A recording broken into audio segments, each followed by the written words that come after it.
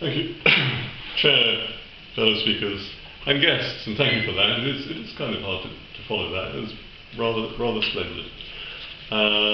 And on our theme of first time, with our new president, I have to say that what you're about to hear as a little speech is the first time anyone has ever heard it, including me. In fact, it didn't exist until about 5:30 this afternoon. But don't be despondent in that. Sometimes the proceedings do take a dip halfway through, and you've now reached that point in the proceedings. I'm going to talk about feudalism. Feudalism. So that'll take you back to school. And I wanted to give you a modern example of feudalism, first of all. Some of you remember this, and some of you have no idea what I'm talking about.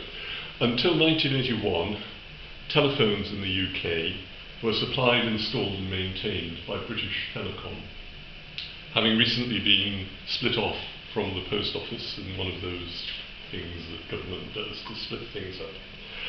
And there was a Lord of the Manor in feudal headquarters of British Telecom, and the Lord of the Manor decided who could have a telephone and who could not, and who might go on the waiting list and how long they might wait.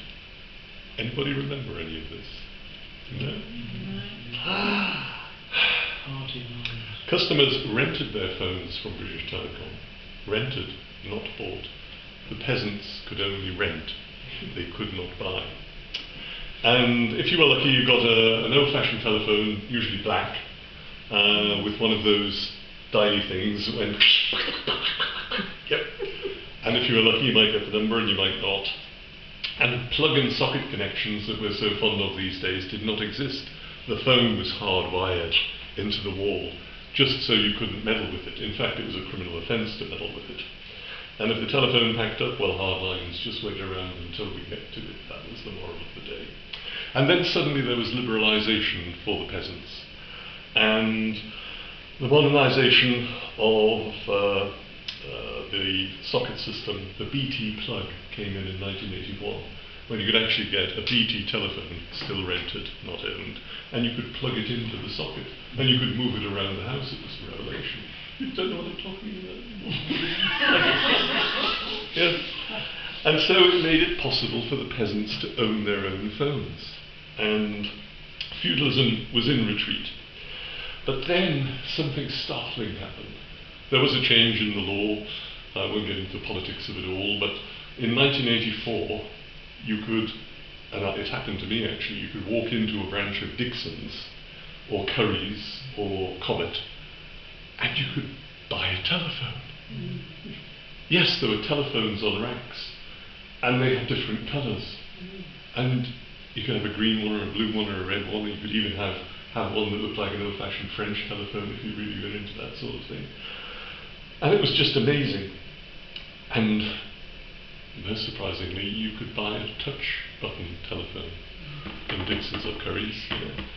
And that's, well, I just put BT in the shade. And that's when the feudal monopoly of BT ended. And the common man or woman who was out in the street was not under the control of a feudal law anymore. So in those 4 short years, it was sort of 1981 to 1984, we moved from feudalism in the provision of telephones to the right of the individual to have and own property and do what they wanted with it. And that's the story of feudalism over those 4 years. There are plenty of other examples, but that's the story of feudalism in this country over 600 years, from 1066. And that's what I'm going to talk about tonight, until 8:30. So the doors are locked. It's too late. Those of you who were here when I did part 1 might remember, or probably you were asleep by that time, that I said there were 3 great events in the history of English land law. The Norman Conquest of 1066, the restoration of the monarchy in 1660, and, most exciting of all, the Settled Land Act of 1925. When I get to the Settled Land Act of 1925, you will feel the excitement. So this is a whistle-stop tour, and remember that little suffering is good for you. Man or woman, little suffering is good for you. So 1066, the Normans arrived. You know, you have the Battle of Hastings and all that stuff. There is a terrible programme on television, BBC, called King and Conqueror. Avoided at all costs. Terrible rubbish, made by, not by the BBC, but by CBS. Anyway, never mind all of that. William the Conqueror has just beaten Harold. And he's standing on the beach and he thinks to himself, this England looks okay, it's been hard work to get here, I'll teach this lot a lesson. And so, just like that, all the land in England belongs to the king. Just like that. Because that's feudalism. So if you wanted a patch of grass, if you were a peasant, and that's us, let's face it, you didn't own it, you held it from William. And that's where the word tenant comes in. It's the French verb tenir, to hold. And that pervades what a lot of English law are in today. So, you held your land from William by fighting for him, usually in the military or in being service in some way. And this is the way it worked. The lords held their land from the king, the knights held their land from the lords, and the peasants held their land from the knights at the bottom of the pyramid. Okay. The peasants held it all up.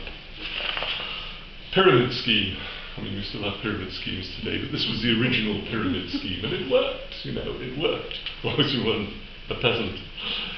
So, that was the state of society at that time, and I need to say something after that inspirational speech, and it truly was inspirational about feminism. I really enjoyed it.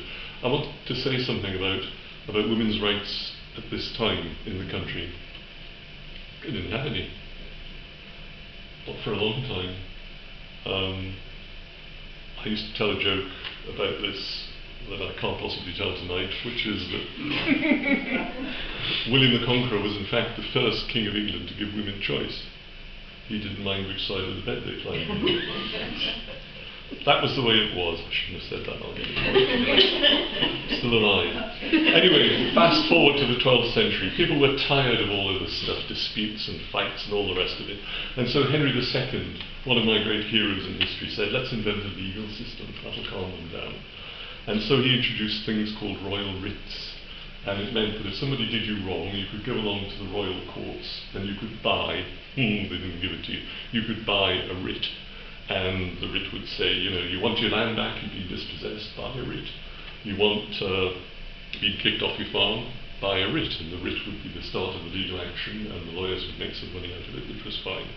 And everybody was happy, and the legal system was born.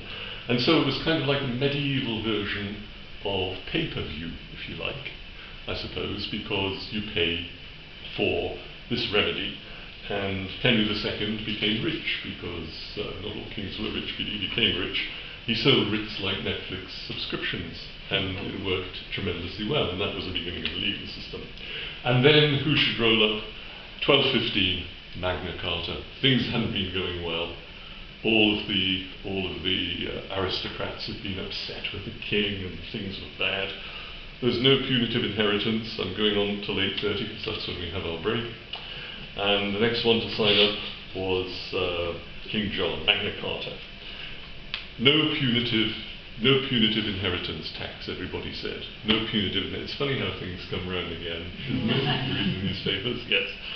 And my favourite, no man should be dispossessed of his land except by the law of the land. So Magna Carta didn't really do much for the peasants, but it did a lot for the aristocrats about not having big inheritance taxes. 14th and 15th century, the peasants are still there, the peasants are still holding up the pyramid. Feudalism's still around, but individual land ownership started to emerge.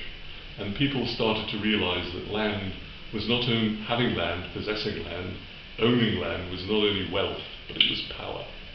There was power in land. So the king taxed all the land, of course. So the lawyers invented something clever to get around that called the use, which meant that they could convey the land into the ownership of somebody, but somebody else used it. And it meant that if you kept on doing that, you avoided paying their version of stamp duty. Now that's a big topic at the moment, isn't it, if you read the news.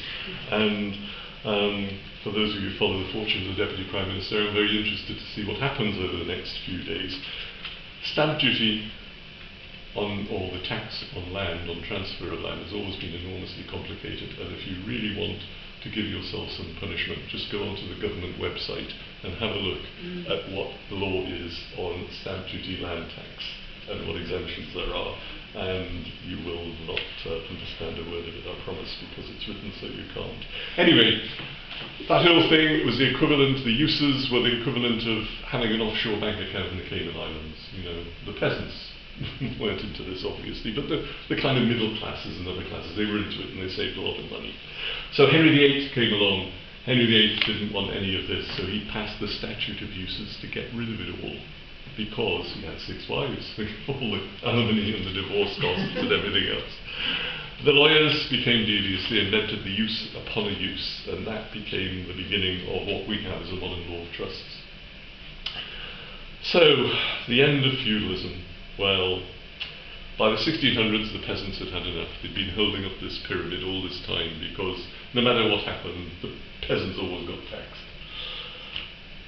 But there was a sense of freedom around. Men had a new sense of freedom, and something special happened about women. They still had no rights. But they were emerging as a focal point in the land. And then came the Civil War. Execution of Charles I, rule by Oliver Cromwell for 20 years. What did Oliver Cromwell do for the common people? What did Oliver Cromwell do for the common people? He cancelled Christmas. Yes.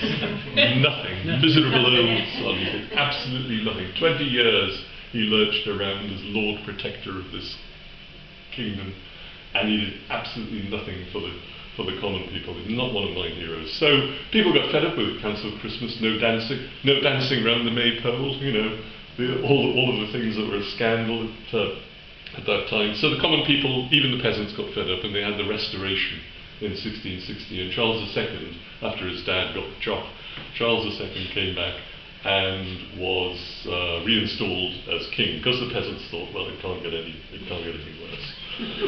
So in plain English, feudalism was dead. Feudalism was gone, sort of. Tale of kings and barons, lawyers, peasants, very persistent ideas. The main one was that land wasn't just the earth under your feet. It was wealth and it was power.